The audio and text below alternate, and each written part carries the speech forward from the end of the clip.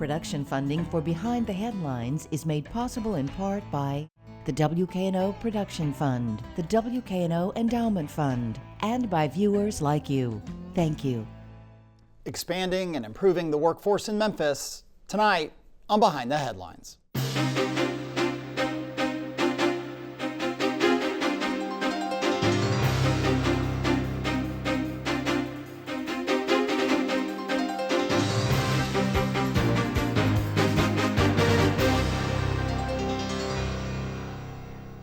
I'm Eric Barnes with the Daily Memphian. Thanks for joining us. I'm joined tonight by three people running different organizations within the U of M that are focused on workforce development, training, in various angles. First up is Stephanie Ivey. She's director of the Southeast Transportation Workforce Center. Thanks for being here. Thank you for having me. Diane Pavic is director of Upskill Mid-South, which is, again, also based at the U of M. Thanks for being here. Thank you. And Robert Garrett is Dean of the Fogelman College of Business at the University of Memphis. Yeah, thanks for having me. Absolutely. I'll do, first off, just, and I'll start with you, maybe Stephanie, and just give us the 30-second kind of version of what you do, and we'll talk more about workforce, the challenges, the opportunities, the impact, and so on. But talk about what your specific center does. Absolutely. So the Southeast Transportation Workforce Center is part of the national network for the transportation workforce. So we're one of 4 centers across the country that works collaboratively to really help move the needle related to transportation workforce issues. Okay. Diane? Thank you for asking. So I oversee the Upskill Mid-South Economic Development Administration grant. It's a $21.5 million grant, and my day-to-day operations is to lead a regional education training based off a sector partnership where employers lead in the Tri-States to ensure that we are producing accelerated skills training in manufacturing, transportation logistics technology, and construction. Okay. And Robert? Yes, I'm the Dean of the Fogelman College of Business and Economics. We serve traditionally somewhere around 3,500, 3,600 students in total enrollment. Our goal is to create and share new knowledge on businesses and to create opportunities for our students. So different sort of places in the whole notion of workforce, right? And maybe I'll go, you've been in Memphis for 20 years. Diane here is a year plus in, and 15 months in for Robert. But for you, Stephanie, I mean, since I've been here, people talk about challenges of workforce. You know, we have more jobs than we have people. It can be a limiting factor, I don't want to be negative, but it can be a limiting factor in terms of what kind of businesses relocate. A lot of that has changed, but still those challenges are what, in terms of this region's workforce, and how, again, more specifically, do you all try to get in there and get people where they need to be, whether they are students coming out of school, or they're people trying to move forward in their careers, or they are people trying to change their careers? Well, I think the challenges that we really see, partly because a lot of the occupations that we're looking at are STEM related, are really just awareness and interest, generating that interest early enough in a student's educational pathway, because they really need to know about these things as early as elementary school and start building that mindset of this is something that I can do, this is something that I can be, so that they are making those choices as they get into middle school and then into high school that set them up for success down the road. And is it also that these jobs pay a lot more than they might realize? Absolutely. I think that's one of the critical things, but then also it's just helping them to understand that there's such a diverse array of opportunities in the transportation industry. You know, so there's so many things you can do. Yeah, same for you, Diane. I've been in things before, presentations before, where people talk about, welding, and you can make a really significant income as a welder. And my uncle was a welder when I was a kid. He did not make a significant income.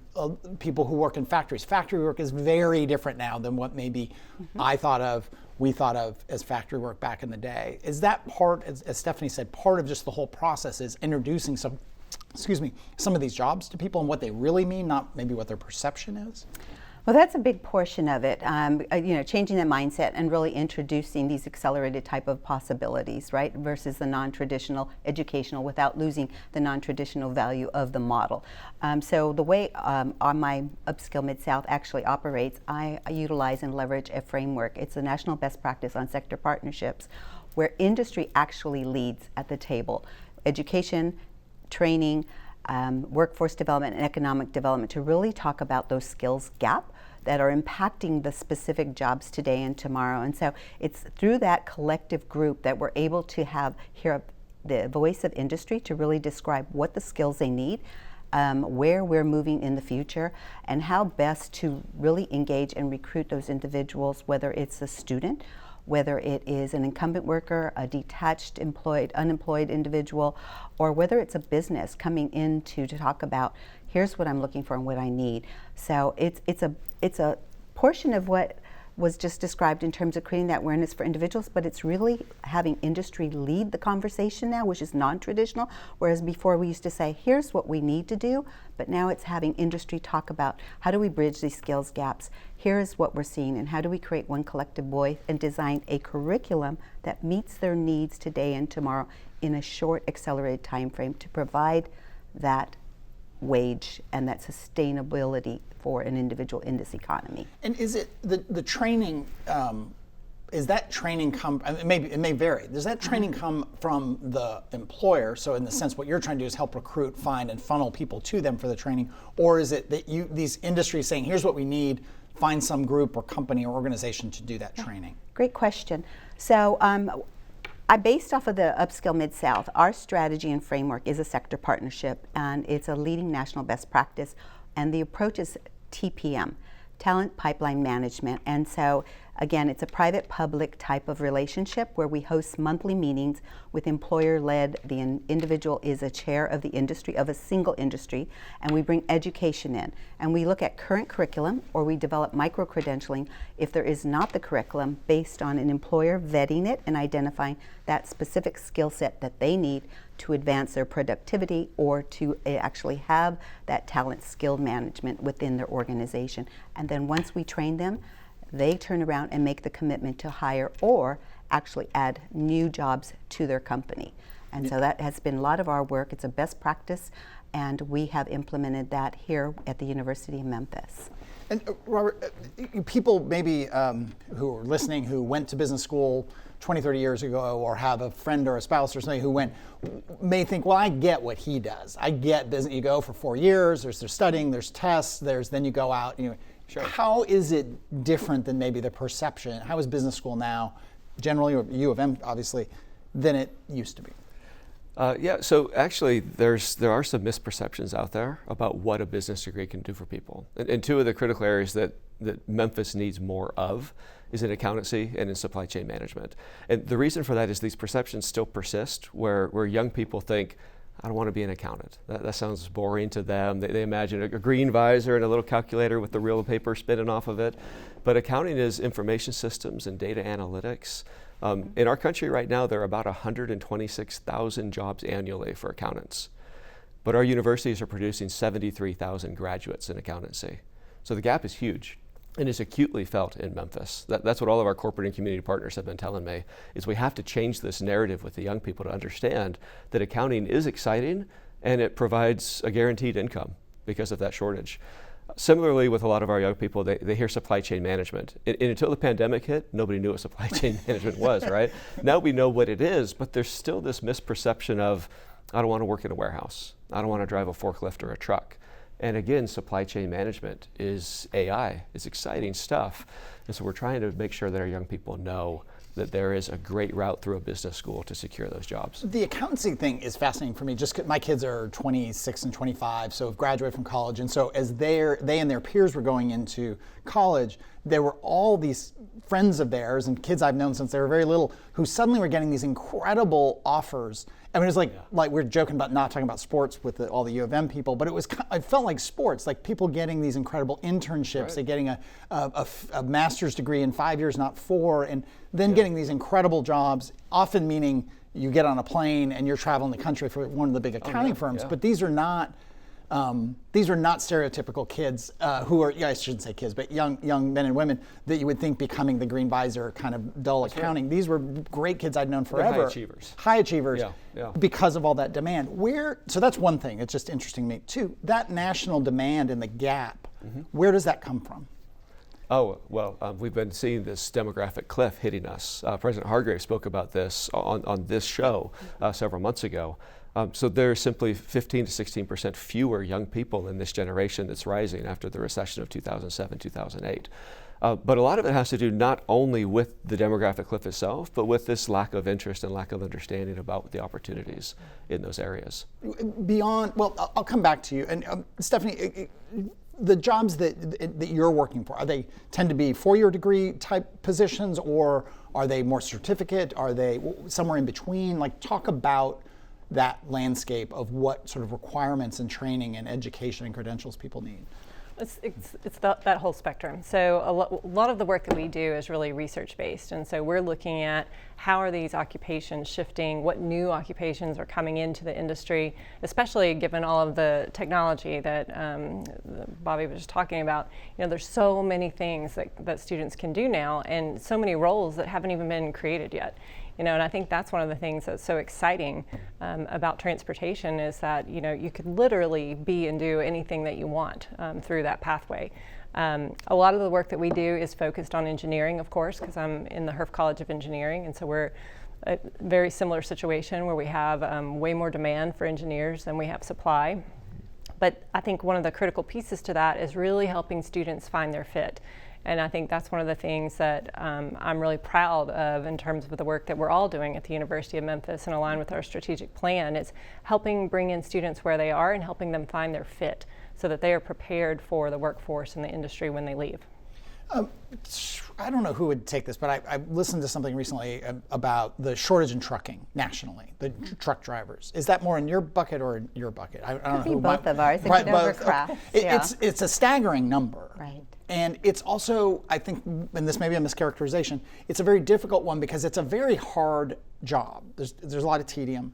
And it's not great for your health just to sit and do that. How do you deal with, unlike say modern work in a factory or modern work there's like a lot of traditional trades that are actually much more interesting than I think people realize.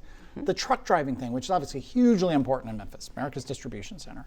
How do you tackle that in terms of addressing the needs there? Yeah, that's a great question. So one of the things we do, we created a campaign with the employers, a strategy that really talks about how do we make it more sexy, right? How do we entice individuals who are out of the workforce system or who do not want to go on that long traditional track of education, who need to get into the workforce. And so with that said, we actually provide internships, we provide actual earn and learn opportunities, and we also do tours. So within the tri-states, we have a campaign where we go and visit within each of the regions. In Tennessee, I have 21 counties.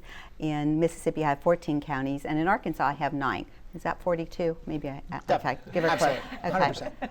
Dear, I may have added an extra county in there somewhere. But with that said, the really important thing is we bring together a campaign that really shows and illustrates, here's what to expect when you take this role on.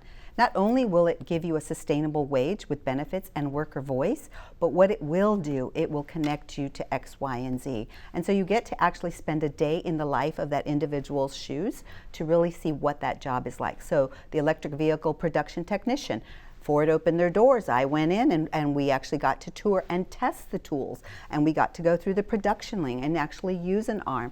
When we went through the CDL truck driving, we actually got to go in behind the scenes and actually navigate a simulator to see how we could drive that, which I don't recommend that on anyone because you can actually get dizzy. But you get the picture. We really tried to make it sexy. We tried to make it inviting. We tried to make sure that it's real, that you are actually touching and feeling what you could potentially do as a career. And then we provide opportunity to continually build off of that career so then you can go and get another industry credential that will elevate and advance you in that transportation department. Is that a thing, people talk about this generation, like my kids' generation, that they will change jobs and really almost change professions far more than my generation and the generation before that. So how do you address that with people coming into business school and saying, you talk some about accounting, but maybe some of the other focuses that people might have, that you're going to bounce around and that's fine? Yeah, you're right. The changing jobs is completely destigmatized. My father's generation was the type of generation that stuck with the company for at least 30 years and retired from that company. And I've changed jobs, right? I started with a large energy company in Texas and decided I want to go back and become a professor. And the first conversation I had with my dad is he said, "That's crazy, why would you do that?" Right? But he's been completely supportive and very happy and proud of all this. But that is the model now, is that we do change jobs. So we've been creating a speaker series in the Fogelman College called What It Takes, where we bring in successful alumni and executives to talk to our students about how they navigate a career path, how you create a brand for yourself, how you manage your career, how you take advantage of opportunities in ways that don't alienate your prior organization, but allow you to continue making progress in your career.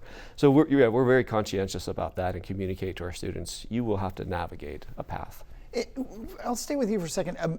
I'm curious, again, partly, COVID was just this huge, life change for all of us. We're however many years past it.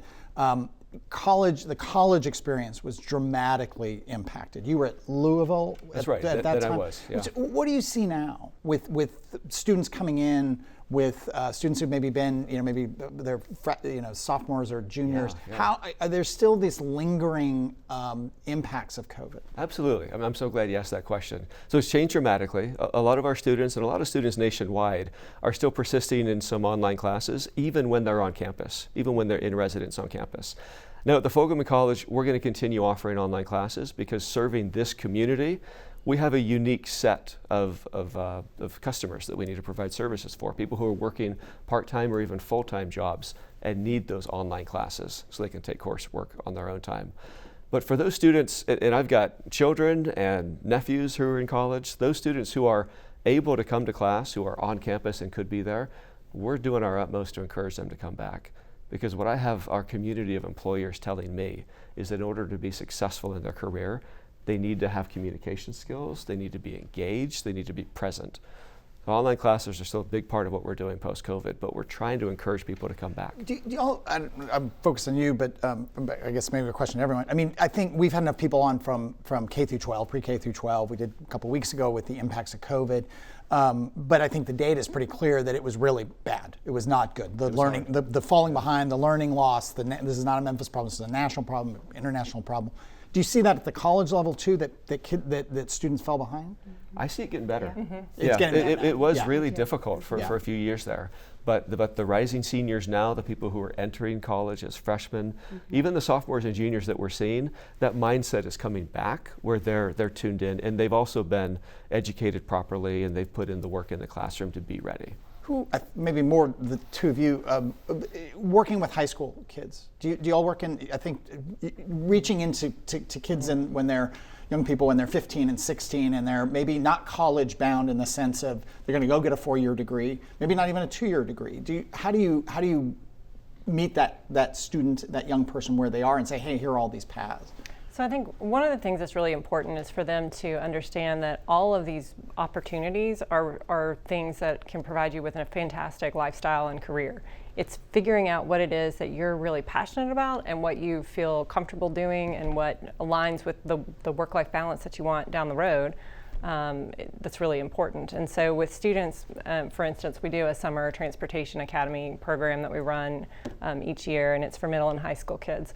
And so we're bringing in speakers who are not only from, let's say an engineering role, but also people who are in frontline roles in various occupations within transportation so that they can see, it's not just this, I could do all of these other things. And if I choose one thing, it doesn't mean I have to do that forever. I can also do that, and that could lead to this, and then I can go here. And, so they start to understand that it's really an entry point, and you have lots of on and off ramps for training and certification and education throughout that career.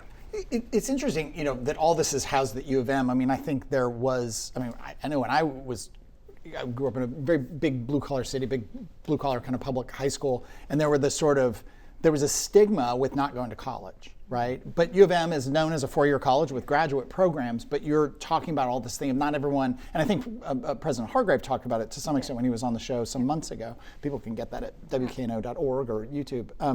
There's this generational shift that we all need to embrace, that not everyone, 4-year college is not for everyone, right?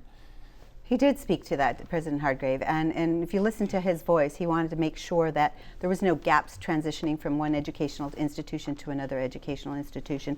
And so by bringing these innovative type of possibilities to students, we can today provide them an opportunity to get into a short-term accelerated training to build off of those skills and continue their learning by providing, as you mentioned earlier, all those resources that an individual can take advantage of or actually understand that they're available to them. And so one of the things we do in our Upskill Mid-South program is really provide a mentorship or an internship so you actually can see and spend the day with you. How do you do this? What do you do? Why do you do this? You know, and we also provide earn and learn, as I mentioned earlier, and we have employers engaged who are providing mentorship. So not only are we providing you a plethora of resources and different on-ramps and off-ramps to really gain the skills you need today and in the future that employers are looking for, that we have this huge skills gap, right? But it's really how to help you ensure that you are on a track to continuous learning and creating a career pathway for you.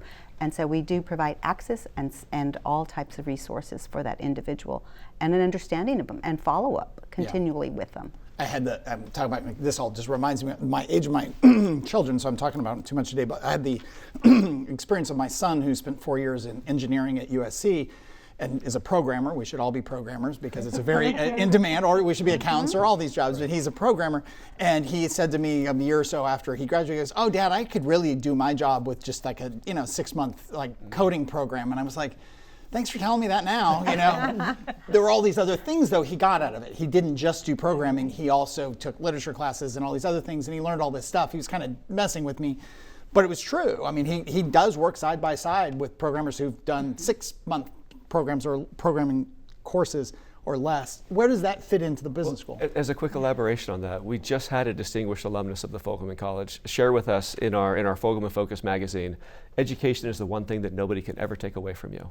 Right? It's incredibly important that our citizenry becomes educated so they can be qualified for these jobs. So I think it's terribly important. You know, as long as we don't take this narrative of college isn't for everybody to that one step further, that is, college isn't necessary. Right? Yeah. And that's become part of the mainstream narrative these days. But the Wall Street Journal just published an article about 2 or 3 months ago highlighting the lifetime earnings gains that are still there, that are still very measurable and significant over a person's lifetime. And to my great satisfaction, the Wall Street Journal also published in there, if you really want to get the most out of your college education, go to a publicly funded state institution, here we are, and get a degree in business or engineering. Right? That's the best way to get value for your education. I do think, and I think I talked to President Hargrave, I talked to his predecessor, David Rudd, many times about how many kids are really going to be able to go to colleges that cost $80,000, $90,000, $100,000 a year, and what that, and especially for a declining pool of incoming students, and you've got these really great public institutions that are a fraction of that. It's just an interesting dynamic. Right, and that's one of the things we offer. That's our sponsorships at 100%. Right, if you qualify. So not only am I looking at underemployed and unemployed, but I'm also looking at those incumbent workers who are currently working, who are in jobs that are only working 30 hours an hour or make less than $20, or you're in a company that you have not been able to advance because you lack the skills or you need to reskill yourself so you can move into another occupation. And so with that said, to your point, is the Aspen Institute did a huge research study on the various type of occupations and in-demand skills needed. And one of my jobs that I train in, or occupations, is the industrial maintenance automation, or the industrial maintenance technician position, which falls under the engineering department, right? And if you look at the years, to your point, what your son said, of that engineering track and all the various courses, my curriculum condenses it, creates an accelerated program in 6 months or less. Perhaps you don't have the plethora of other type of opportunities of courses, but it gives you that skill set, it gives you that math skill, it gives you the technique and the technician and the ability to actually land a job working in electric vehicle production technician and being that actual opportunity person who can actually collaborate it. Is that correct? Collaborate the machine, yes, and actually work on it and then continue their education.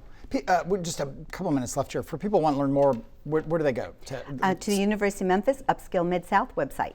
And that's, again, a whole range of people might want to learn more and get this training. Absolutely. For you? University of Memphis website, also Setwick. Setwick. SETWC. Yes. Okay. I think people know, but Fogelman School, that one's a little bit more straightforward. Website, Question for you with a minute left. How much work do you do with what used to be called, maybe they still are, executive programs? People who are working, but they want to go get an MBA at night, and on the, they don't want to quit their job and go back to school, but they want that extra training. Yeah, Talk so the about those biggest programs. announcement is we're bringing back our Executive MBA in August of 2025. So that'll be a huge program for us and very important to this community. But we also offer executive education, various workshop series, and graduate certificates in a variety of topics, including supply chain management. Okay. Thank you all. People can learn more about the programs again at the U of M. I appreciate you all being here. That is all the time we have this week, though. If you missed any of the show, you can go to WKNO.org or YouTube or the Daily Memphian site and get the full video. You can also get the full audio podcast of the show, wherever you get your podcasts, iTunes, Spotify, YouTube, the Daily Memphian, WKNO. Last week we did an election roundup of local election coverage, and we've got coming up, we've rescheduled Police Chief C.J. Davis in the next few weeks. But that is all the time we have this week. Thanks very much. We'll see you next week.